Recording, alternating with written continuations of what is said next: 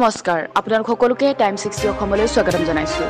মাৰ্ঘেৰিটাৰ ভুলুণ্ঠিত মানৱতাক চৰ্মকাৰ কৰা ঘটনা পোহৰলৈ আহিছে। বুৱতী নৈত নৱজাতকৰ মৃতদেহ উদ্ধাৰ।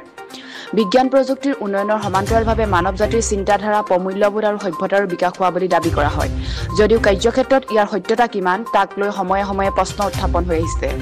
দেওবাৰে পুৱা মাৰ্ঘেৰিটাৰ বাঁহবাৰী 2 নং বাবুপথাৰ নলাত সংঘটিত এক চাঞ্চল্যকৰ ঘটনাই সকলোকে মানৱীয় প্ৰমূল্যবোধ সন্দৰ্ভত ভবাই তুলিছে।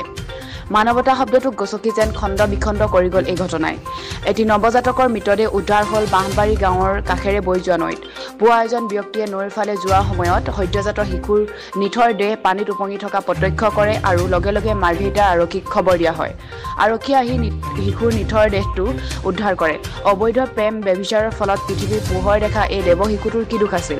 কেৱল নিজৰ পৰিচয় কলংকিত হোৱাৰ পৰা ৰক্ষা পাবলৈ কোনো পাষাণ মাতৃয়ে নিশ্চিতভাৱে এই শিশুটোক পেলাই থৈ যোৱা বুলি ৰাইজৰ মাজত চৰ্চা চলিছে।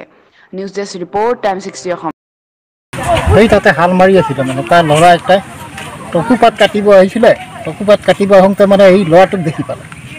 তাৰপৰা আমাৰ ল'ৰাটো সিফালৰ পৰা আহি আছিলে, সি ফোন কৰিলে নাই বুলি ইয়াত কেঁচুৱা একটা পেলাই থৈছে নলাত। তাৰপৰা মই চাবলৈ আহিলোঁতো সঁচাকৈ ল'ৰাটো দেখি পাইছোঁ।